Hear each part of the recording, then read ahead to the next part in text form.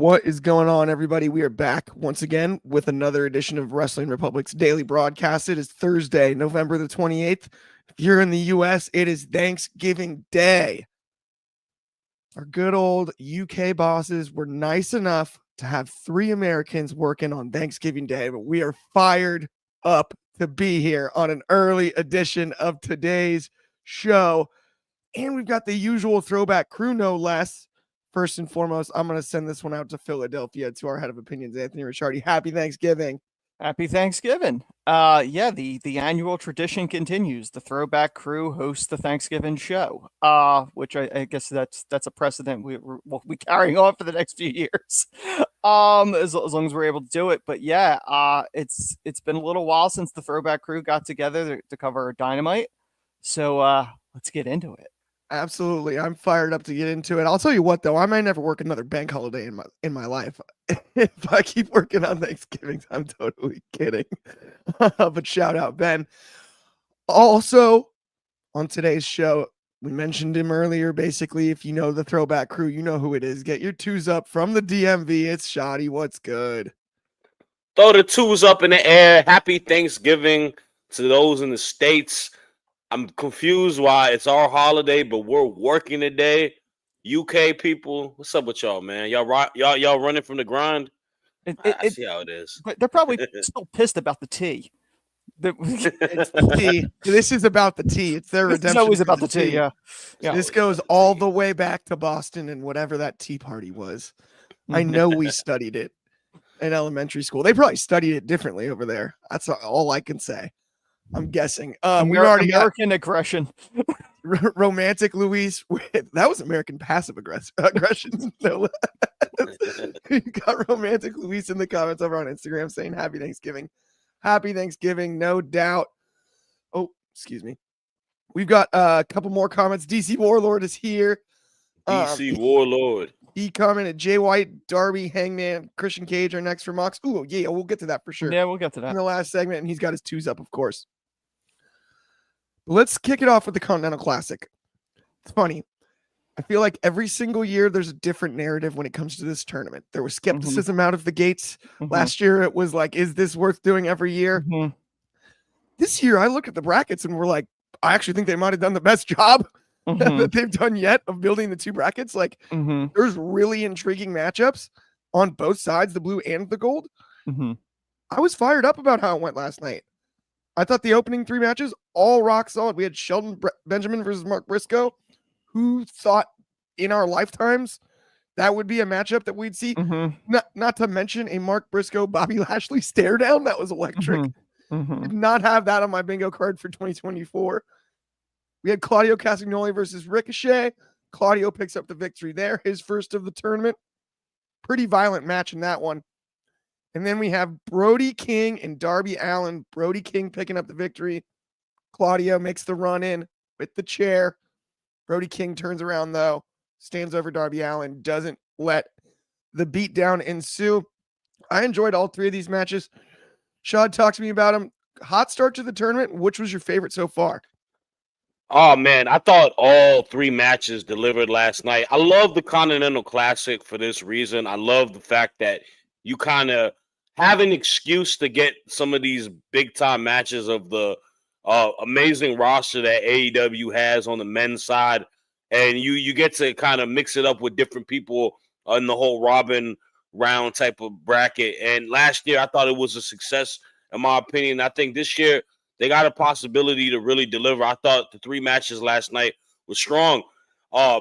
Match of the night for me definitely was the first match. I think Shelton Benjamin has found a rejuvenated version of himself coming into AEW. I feel like now we get an opportunity to kind of let him shine in the last phase of what could be his career as a professional wrestler. I think he really has adapted a new style as he's gotten older. Like I said, I always compare it to like a Vince Carter, right? Who was a super athletic monster in the early phases of his career, high flying, being able to do it all. Now, as you get older, you know, your knees ain't as athletic to jump around the place. You gain a little bit more mass. you alter your game. And now he's just a complete beast, just beating the hell out of people, man. Physical, just showing that strong style of wrestling. I think him and Briscoe had a real physical bout. They haven't faced off since the ROH days when the Briscoes went against the greatest tag team with him and Haas. So I thought they had a great match. I love the Lashley and Mark stare down as well. That was super dope to see. It has me excited to see that potentially happen. Claudio, Ricochet taking the loss. Curious to see what the route for him is for this Continental Classic. I know that we've seen situations in New Japan where someone can take losses in the beginning but kind of get hot and build momentum. Maybe that would be the case for Ricochet, but it does seem like Claudio is kind of getting a little steam on him, and they want to make him a strong competitor just with everything in the Death Riders. And then the main event, man, Brody King and Darby Allin, bro. Like, these two have an immense amount of chemistry with each other. Like, they just know how to work the pace. Darby is able to be the small guy who takes bumps and makes Brody look like an absolute beast, but still gives you that momentum that he can come back and fight. But last night he did take a pretty big loss in a way where it looked like dominant victory for Brody. I'm curious to see the dynamic of what's going to happen with them, because I did like the stare down between Brody King and Claudio post-match.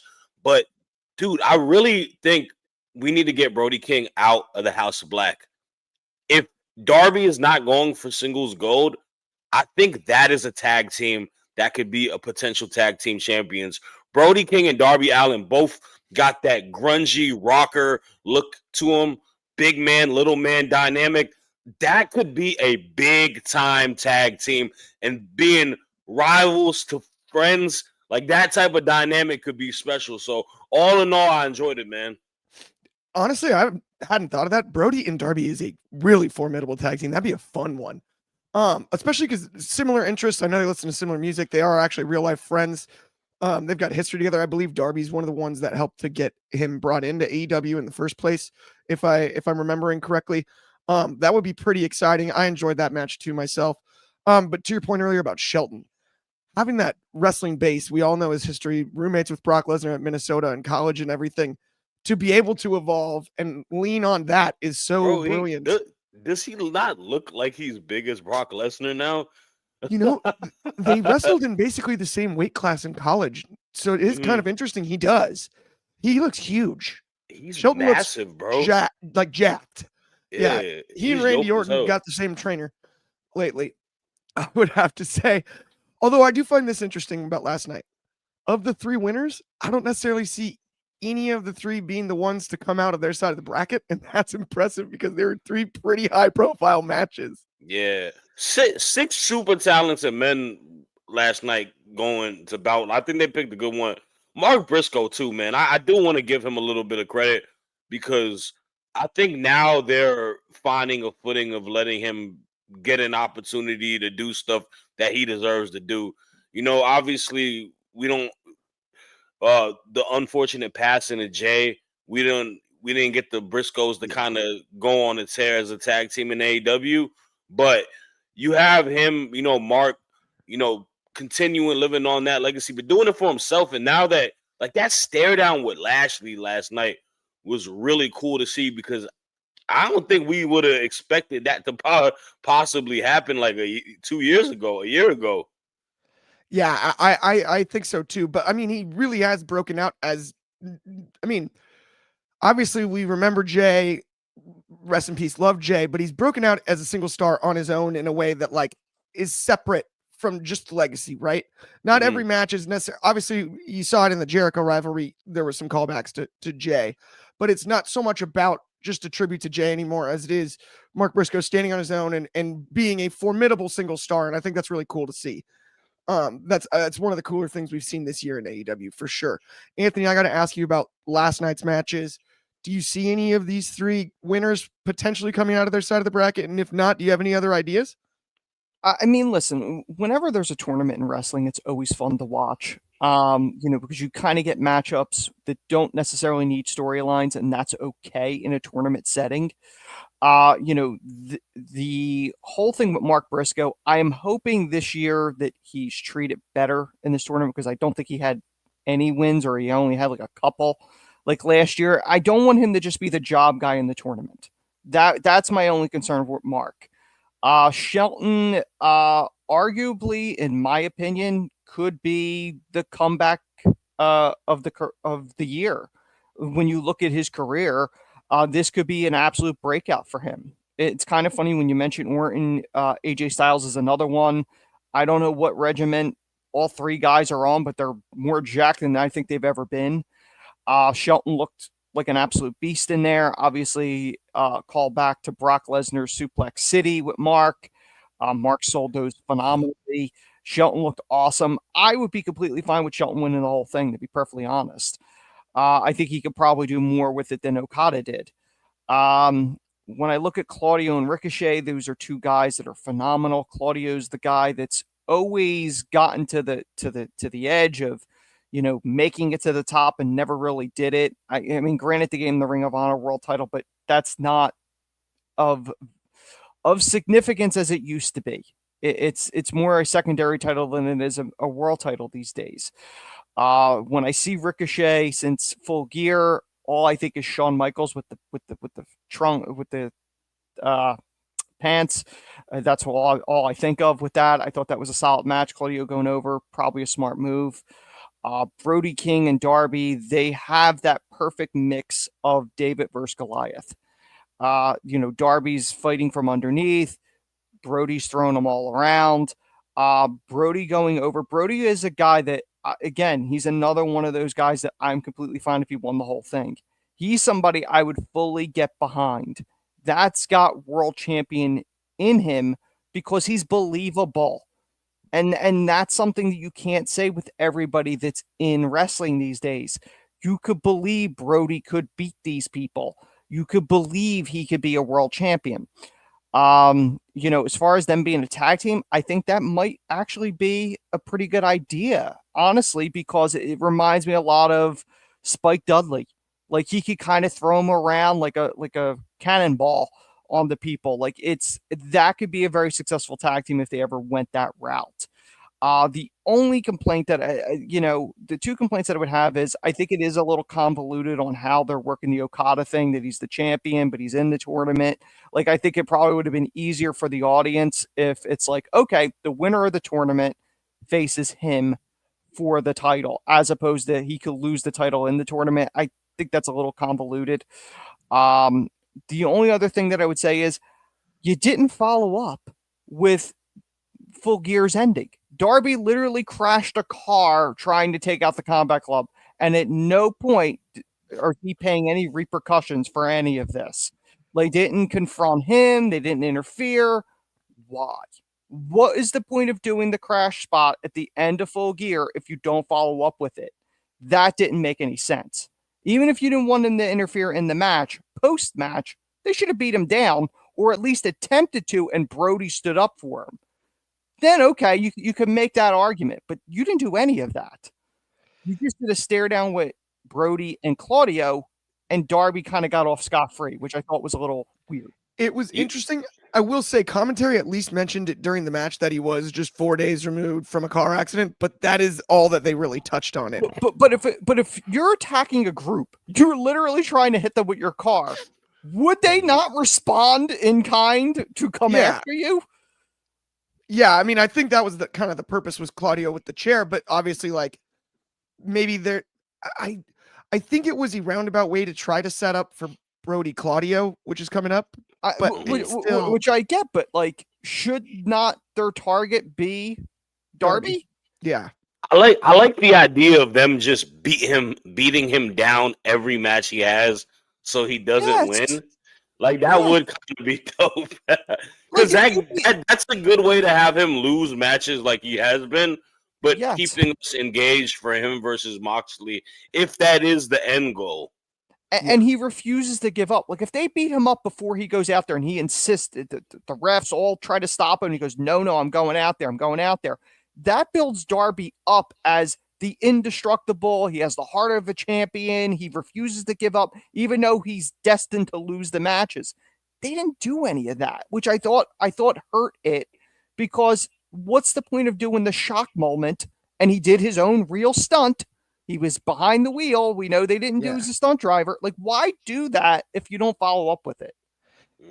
It is interesting to have like the only follow-up just be it being mentioned during the match, which is right. Nothing. Like, yeah, it's like you would almost even like a recap video before the match might have been good enough for me, because I think Claudio's intention was to attack Darby, not Brody King. But Brody stood over him, so that's not how the visual looks like. I'm just confronting the guy that I'm going to face next week. No, because that's why he backed out without the chair. That's why he didn't do anything, is because it was Brody King who stood in front of Darby's body, because he was going to beat up Darby. He was going to beat up the prone Darby. That's why Brody turned around. But he did a bad job filming that part, though, because he didn't show Brody turn around. Well, because he was already standing over him. Because it appeared more like they were hyping up next week's match, because they showed the graphic. Oh, it's Claudio against Brody next week. Like that was definitely the main point to it. That's how it's viewed, but it really should have been about Darby as a whole. Yeah, I mean, I did think in the moment, like, Brody King is not, like, he's got honor, so he's not going to let him attack Darby. Yeah. I didn't think Claudio was there to attack Brody, and then they kind of just like, oh yeah, by the way, they also faced each other.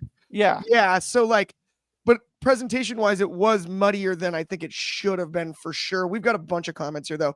Happy Thanksgiving from Numero and Superfly. Happy Thanksgiving. Thank you, brother. DCX Warlord with the word of the day is thankful. You have to be thankful for everything. Happy Thanksgiving, everyone. My boy Bobby, happy Thanksgiving, brother. Absolutely. I'll get all the happy Thanksgivings out of the way. Chris Clare said happy Thanksgiving as well. Good Thanksgiving, and then, Chris. Numero One Superfly said some of the matches he's excited to see in the Continental Classic are Okada versus Fletcher and Okada versus Mortos. Okay. Yeah. When I saw that they were in the same bracket, Okada beats Mortos, I talked about how Shelton and Briscoe was not on my bingo card for this year. That one was nowhere near it. I did not see that one happening. I would think they have never faced each other. I don't know that for certain, but I can't imagine where they would have crossed paths. DCX Warlord said Darby should join the House of Black. I actually think it's the opposite. I think Brody and Darby should team up. That's what I'm saying, bro. I wouldn't mind it either way, because I do know about their history and their friendship outside the ring. So the thing with House of Black is they are missing their star player, and she is going to make a return. So that's very true. That is very, very, very true. She kind of made one last night with the spotlight. Yeah. It's not a topic on here, but that was definitely that moved me a little bit. Her and Hater moves me. I'm not gonna lie. So I think we might get that at the whatever the final tournament match between Willow. I'm presuming Willow is gonna beat Serena Deeb. Well, who's not gonna beat Serena Deeb? I saw them wrestle each other in Dynamite in June, funny enough, or Collision or something, whatever. I think it's funny, like with the spotlight thing with Julia, like we complain sometimes about the storytelling in AEW, but then they do something like that with the spotlight and nothing happens, and there's going to be a section of people that turn around and go like, well, nothing even happened. It was just a spotlight. She wasn't even there. And you're like, you're moving it along week by week. It's the tease. It's the mind games. I'm fine with it because it's a mind game type character that she's playing. So it works. It's the same way they would do with Undertaker or Sting or any type of supernatural wrestling fans. Some wrestling fans are entirely too impatient. Like the moment where we start booking who's gonna win the title after somebody wins the title, it's my biggest pet peeve. Yo. It is. It's who's always next. It's always the guy I want to win the title. That's great. Now who's gonna beat him? Like it's always that. Just all right. They gotta lose it now. Yeah, it's crazy, dude. It's been long enough. Yeah, like Finn Balor had the perfect length reign with the Universal title. That was the Kane. That was the Kane reign every week. We'll get a new one every week. That was the Kane reign too. Oh, that's 24 hours. His first. That's right. Well, when Kane had a first blood match against Steve Austin and wore a full bodysuit, I was like, how are they going to? That was the first time that was the first time they did the full length sleeve. It covered both arms. Like, how's he going to bleed? Yes. I remember being like, that seems like an advantage. Mm-hmm. All right, we've got a match that we saw a contract signing for that I truly did love. Mm-hmm. I really loved the contract signing. Mm-hmm. They should have done this with sock 'em boppers, I think, because the audio would have been the same and maybe the visual too, for that matter. Like, I've seen chop fests. This might have been the most open-handed strikes to the face I've ever seen in a non-Bass Rutten fight. I mean, and if you watch enough MMA, you know Bass Rutten's the king of the palm strike. Listen, but before Shad goes, I do have to say this. Archie messaged me because he's the AEW reviewer, and this is an exact quote from him. If I'm asked what I'm thankful for, I will say I'm thankful for getting through that match without banging my head against the desk. It was a lot of chops. I had fun with it by the end because it just got so excessive. Like when both of their chests and faces were red, it kind of cracked me up. The visual was great, but it was just a lot. To Jericho's credit, he wrestled Ishii's Ishii match, and I liked a lot of the false finishes. They were cool because it's Ishii and it's very Ishii. The kick out at one on the code breaker, how many Judas effects it took. It was a very New Japan, strong style, all Japan type of a match, but it was excessive by the end. By the way, how did Ishii take that DDT on the apron? That was vicious looking. Okay, the other thing about that, I got to give Ishii credit. I thought it was athletic. It looked like he was doing a headstand. Like I was actually kind of impressed. Like that's the hardest part of the ring. Yeah, and he like paused straight up. Yeah. He like paused vertical for a second. Yeah, like time stood still, and he just like, stick straight up. Like I don't know, that defied physics, especially for a guy like that stocky and strong. Like he guess has no neck. If you don't have a neck, how can you break one? Shoulders. Yeah, bro. He literally is like built like a locker. Like like he's Absolutely. like he's like a high school locker, 100%. Shad, I will ask you about the match too, though, and also, is it the first time maybe this year that the contract signing has completely outshined the payoff in all of wrestling? I can't think of another time. There has definitely been times where the build-up has been better than the match, and like I said, man, this was a classic contract signing. That was pure comedy last week. But in regards to the match, I'm not gonna lie to you. This match moved me a little bit, bro. I found it entertaining in a sense. It's nonsensical. It's entertaining. It kind of played off of what we saw to the contract signing, where I came into it just looking for a fun match to watch, and it was fun. It was entertaining. It wasn't a world beater. Ishii had me really hoping that he could possibly win that match. I don't know. It's something just about him being the seasoned veteran, a tough, gritty dude. He's like the Dan Campbell of AEW, just pure grit, real man going in there. And I was hoping he'd win, but Jericho does come off the victor. Physical bruising all over the face. Guys were leaking. It was one of those ones, more chops than Mary and her little lambs, more chops than Rico, the manager, having on his face. Like it's just a wild bout. But my problem more than anything is the direction of what Jericho adds to being the champion. Because I'm going to be honest with you, I don't watch a lot of Ring of Honor. Ring of Honor hasn't done anything to kind of tie me in to watch it on a regular basis. But it seems like he's still a pivotal player on AEW television rather than what he does on Ring of Honor. From what I've heard, from what I've seen on clips, there's other people on Ring of Honor that like a Johnny Morrison, like the male models, like GYV. Like there's other people that I know, staples of the show. Deanna, like there's people that are on there regularly. Of course, Athena. They need to find somebody who has to get that belt off of him, and that's really going to make Ring of Honor matter and hold that belt as the flag bearer for it. And for a while, obviously, I thought Mark was going to be that type of thing, but we go into a complex thing where there isn't much of a difference between Ring of Honor and AEW because there's not the people that are established roster members don't get to, become champions or get the light shined on them. They just get to wrestle matches and whatnot. And the people who do hold the titles, minus Athena, are primarily just regulars on the Dynamite, regulars on the Collision. This match could have been a special match on a Ring of Honor. Like, you could have built it in that type of way. So that's kind of where I'm I get that they want to kind of get a little eyes on it and whatnot, but I don't think Jericho has been the best person for it, just because he doesn't add a lot to what Ring of Honor is supposed to be. He's an entertainer at the end of the day. He's a sports entertainer. That he's not the same pure wrestler that we saw back in the day during like the Attitude Era, during WCW with the cruiserweights and whatnot. He's older. He's 50 plus. So I do hope that we kind of find a silver lining where that title gets off of him and somebody can hold it for ROH's sake.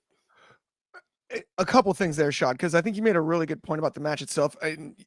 Saying it moved you. I will say I had a ton of fun with it. It's not a match you want to see on every card every single week, but it did its job as far as entertainment was concerned. I laughed. I enjoyed spots like the DDT spot that Anthony mentioned. Like, it at the end of the day, yes, it was absurd how many chops and slaps we saw, but it was entertaining. It was fun. I had a smile on my face throughout.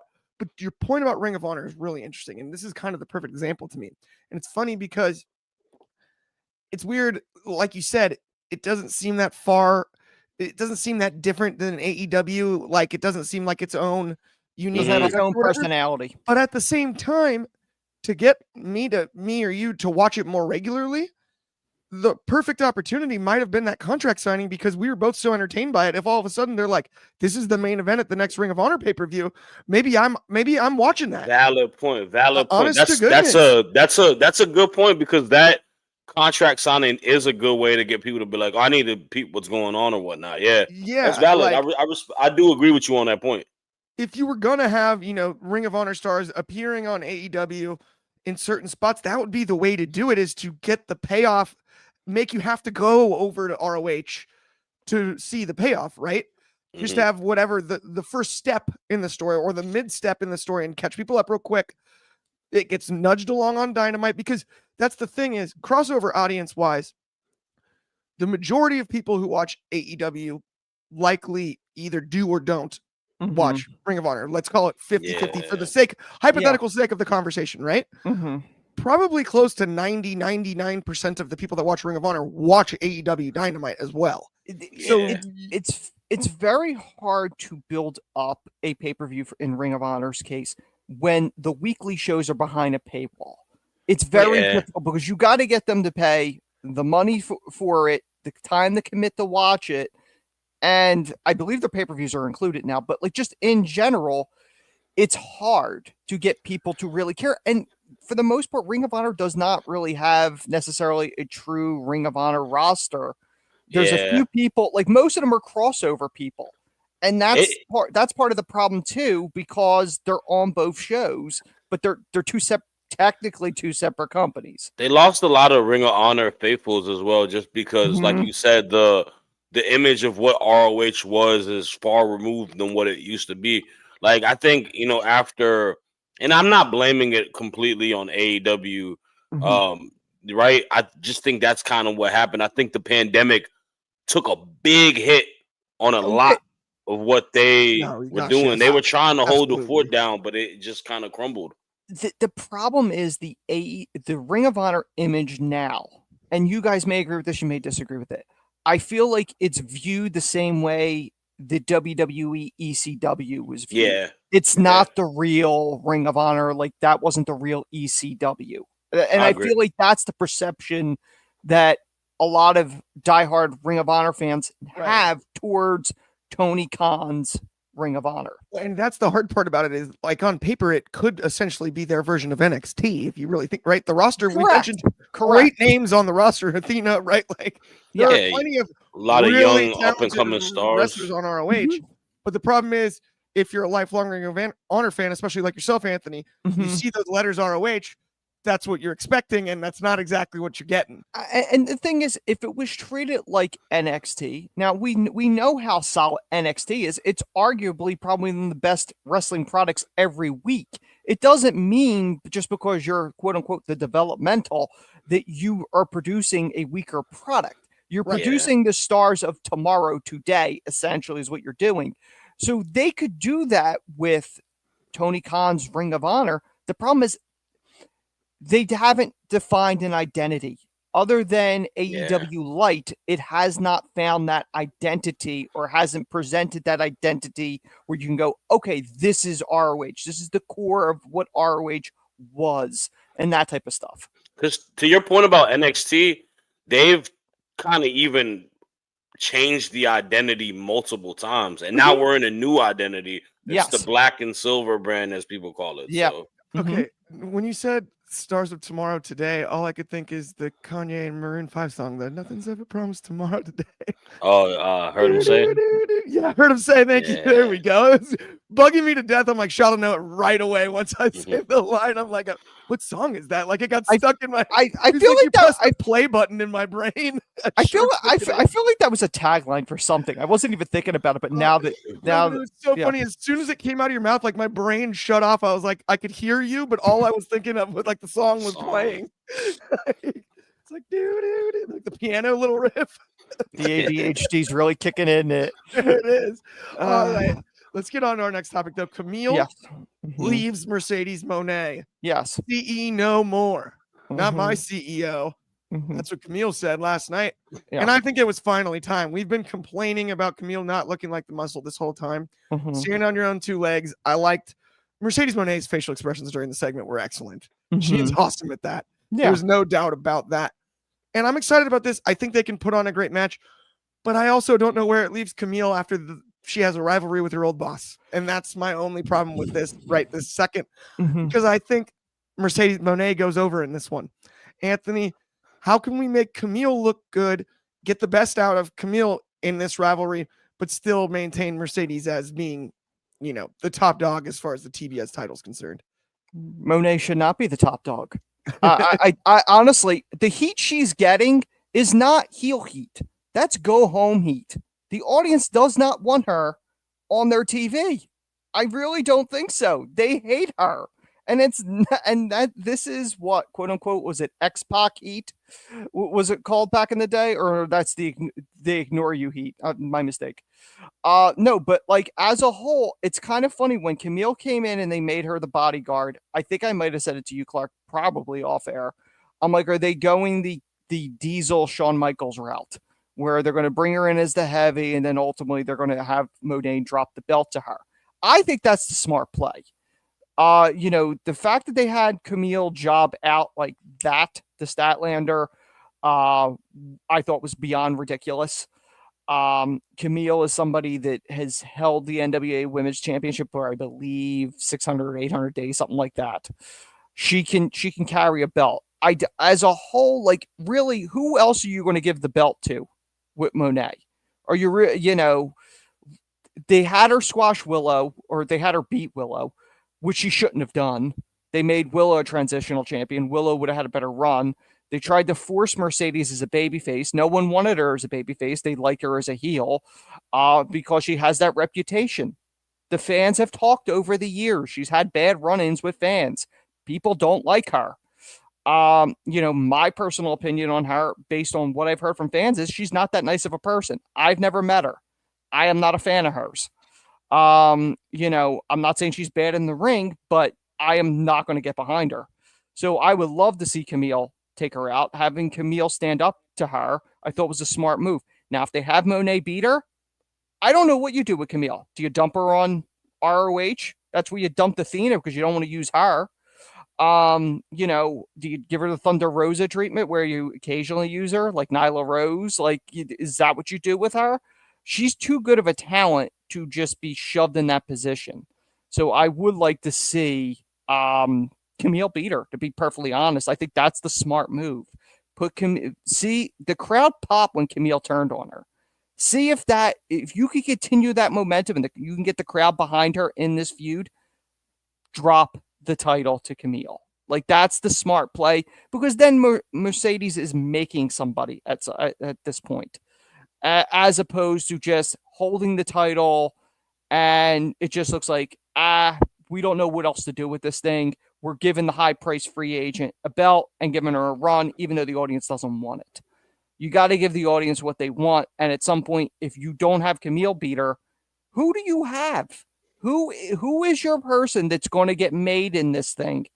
Because otherwise, this looks like the Jericho route, where it's like, he's got a title, he's making people, but not making anybody. You got to do something with this to make it worthwhile. I do still think the answer to that question is DMD, though. That's who everyone wants to see when it comes I don't to think matchups. so. I'm not gonna lie to you, bro. I don't see it Or with Thunder Camille. I don't see it with Camille. I understand the storyline of it, but I don't know. To your point, I do agree with what you're saying. She does have heavy heat. If Mercedes loses to her, this is a very concerning issue with AEW from what is supposed to be a monumental signing. A woman who broke the bank for free agency, for women's pay range, per her words, as a talent, losing kind of this quickly into the process. But I don't know. It's a catch-22. I don't like this storyline because I don't think it benefits either. It'll benefit one person, and then somebody else get kind of thrown into the mud, or vice versa. Someone's going down a bad path for it, right? I think it may have been I just would have never paired them together. Yeah, I agree. I think the problem has been in the execution, because Camille took a lot of, I would say, the brunt of things that maybe Mercedes should have taken, and have Camille be the savior this whole time if you're telling this story. Whereas it kind of felt like the opposite. I tell you this, Anthony, there's one person you didn't mention that what purgatory Camille could possibly go to. Deanna. Yep.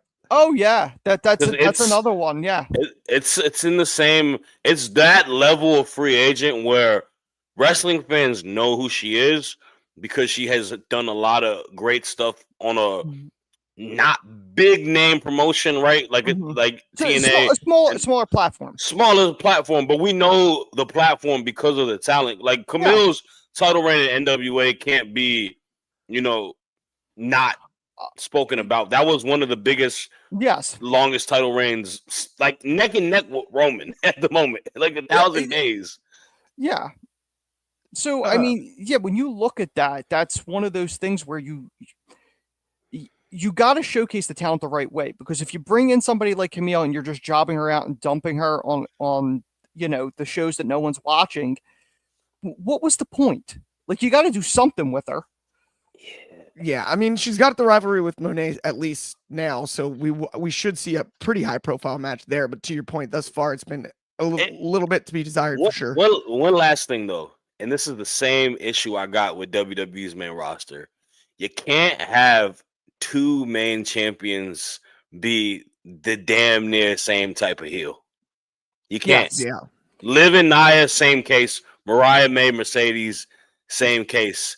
It doesn't help because you pigeonhole not having enough baby faces to go against them. Well, so I think one of the most successful things, and I don't want to drag this out, but one of the most successful thing is when Gunther was the IC champion, Logan Paul was the US champion. Two heel champions, but two completely different dynamics. Gunther's dominant. Logan was the sneaky heel to retain. So it worked. They can't be identical, to your point. Yes.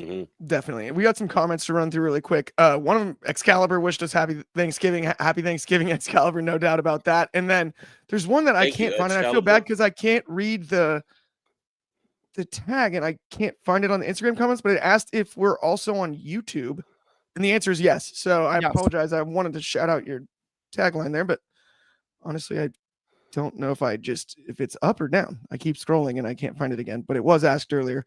So I did want to give the heads up at least. I saw it. Okay. Final segment of this Thanksgiving Thursday. Let's talk about what's next for the champion, Jon Moxley. There's a lot at stake here. He's got the briefcase with the belt. Marina Shafir using that briefcase with the belt, wielding that briefcase with the belt in it. I think that makes the briefcase heavier too, which seems dangerous to say the least. But I mean, Darby Allin, after the accident, he wants a shot at Mox, but we also just saw him take a loss last night. There's a lot of people gunning for Jon Moxley. Could be almost anybody. Do you have any early ideas here, Shad? I'll start with you. My idea would be that we are going to a fatal 4-way between Jon Moxley, Christian Cage, Jay White, and Adam Hangman Page. I think the ending last night with them or not the ending, but what happened yesterday with Jay White, with them attacking him and also attacking Hangman Adam Page, them kind of just not caring who you are, heel, babyface, they're just here to clean up shop. I think that's the perfect best case scenario where you can kind of have Moxley literally go against anybody, heel or babyface. But I think this is a way to kind of get all 4 people integrated. They haven't had a multi-man match for the AEW title in a little bit, right? If I'm not mistaken. So a fatal 4-way would be the best direction. It kind of gets the parallels. We continue Hangman Adam Page versus Jay White in a sense, right? With their face-off yesterday and them continuing the feud. You add a layer to Moxley and Christian, with Christian having the briefcase still. You add another layer to Jay White and the Death Riders having a problem. Hell, man, throw Marina Shafir in the match. You know what? Marina Shafir, when are you going to wrestle somebody? When are we going to get a woman to take her down? Because she's just going ahead, beating down, choking out all these dudes, doing the mother's milk lock to Jay White yesterday. Roddy better beat up Jay White for that. Dude, that Ezekiel choke was nasty yesterday. His face was turning purple. I gotta say though, she is definitely somebody that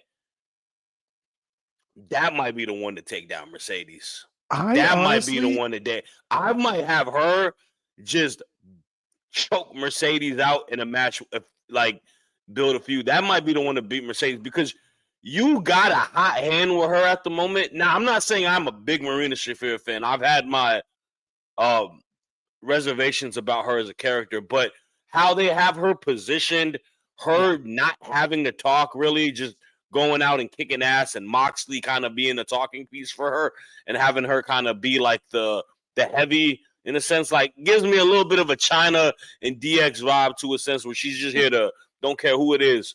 Wreck shop. Yeah. It's interesting because I do think she's had some bad luck as far as her start in AEW. It didn't go as well as you would have hoped for somebody that's that physically imposing. But as an MMA guy, myself and everything, knowing that she likely met Jon Moxley at Extreme Couture, and if he saw her on the mats there, what she's capable of, you immediately know she's a physical specimen when it comes to women's professional wrestling. She can. I mean, I was sincerely concerned that Ezekiel choke was in too tight. His face was turning purple. I was I don't know if she's gimmicking. The takedown, the judo slam that she had on him was clean too. Was clean. Yeah. I mean, she's a world-class judoka. There's no doubt about that. And a submission artist. I mean, her and Shayna Baszler in a shoot grappling match would be off the charts. And I might lean Marina, believe it or not, which is scary to say. Yeah, she's a lot younger too, right? Yeah, those two are built for blood sport, though. I'll tell you what, that is that's a matchup I'd like to see. Yeah, no doubt about that. I don't know if it will happen, but that would be dope. It'd be really fun if they could pull that off somehow. But Anthony, let's get back to Moxley really quick. That's enough. Me absolutely just adoring Marina Shafir because of the Ezekiel choke, but. Let's get back to Moxley and the Death Riders. What do you think's next for him? I mean, I think we're getting to Darby here eventually, but it doesn't seem to be right away, obviously. So in the meantime, do you have any more ideas for that one? I honestly agree with Shad. I do think the 4-way at World's End is probably the most likely scenario, which I think, if I'm not mistaken, this is the first time since the 4 Pillars match where the world title is on the line with 4 people. I think that's the logical choice. They're obviously going to drag Darby out.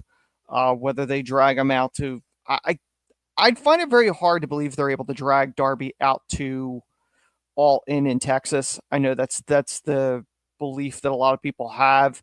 The only way I think you could do that is if you literally take him off TV. Whether that you take him out so that he can climb Everest, and then comes back for All In. I don't know, but I assume that's the direction they're going to go with this. The only other thing with Marina, she is impressive, but the only problem is she's going to have the same problem that Baszler has and a lot of these other people. They need the right opponent to make it work in the ring, because it's very difficult, because if you give the belt to her, who do you have beat her? You then have that problem. Like, you need to have a direction on who's believable to beat Marina. And that's the problem. And, but as far as Moxley goes, he's going to hold this at least until All In would be my guess, if not longer. Because Darby would be the presumed guy that they would probably eventually have take the belt off of him. But in the meantime, it's probably going to go 4-way is my guess for All In, for World's End rather. Absolutely. I could see the same thing, and I hear you on Shafir and the right opponent. The only one that comes to mind because of her, speaking of MMA background, but Thunder Rosa would be like, yeah, that'd be a cool long-term story. Yes. But that's one name. Yeah. Right. It's like, I don't know. This one cracked me up from Sean Ellis. He asked if me and Anthony are brothers, if we're related. No, we are not. But that is hilarious. That cracked me up. Shad is actually not by blood. All of them, though. Jacob Fatu, AJ Francis, he's related to every single one that we've heard yet. I don't know if anybody is aware, but we'll just show the picture, man. Part of the bloodline. Me, yes. Me, Bronson Reed, That's actually Jacob Fatu. I'm part of it. Ignore this hoodie. I am so sorry. Why am I wearing this hoodie? They call that the new bloodline. You must have got mixed up in the laundry. Shad wanted too much money. That's why they had to go to Bronson. He was supposed to be in the War Games match. That's what it was. It was supposed to be Shad, but negotiations fell through. Fell through a little bit. Makes perfect sense. I get it. I mean, AJ Francis, bro. I'm still ready for a battle. If you're ready for it, man, I'm ready to a rap battle. We can set it up on Showtime Battle Arena in the DMV. Yes. I have your people talk to my people. We could do business. We could talk business too, obviously. I was thinking Super Bowl halftime, Shad. I don't know if they booked that yet. No, I'm being I know you're being serious. No, I'm being for real. If we get an opportunity, I know he follows the IG page and whatnot.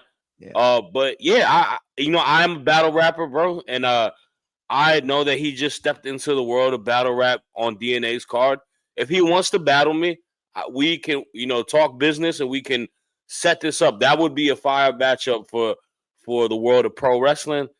And step in the ring with the real ball brown man. Yeah. With a veteran. I'm all in, Shad. Absolutely. And you know who I've got in that one. When it does eventually happen, I got Shotty, the Tuesday Night Delight, no doubt. Okay, but that does bring us to the end of the show. We did go long. We were going to go extra long, but honestly, it's Thanksgiving, man. Thanksgiving. Extra. Yeah. Thank you, everybody who tuned in. Happy Thanksgiving to all of y'all. We hope you had a good time. We will be back not at the same time tomorrow, at the usual time. That's noon Pacific, 3 in the East, 8 o'clock in the UK, and of course 9 a.m. in Hawaii. Have an awesome one. If you haven't already liked and subscribed, please do. It helps us out a ton. We will talk to everybody soon. Yes, on behalf of me, Clark, Shad, and Anthony, have a great Thanksgiving. And like I said before, we'll talk to you soon.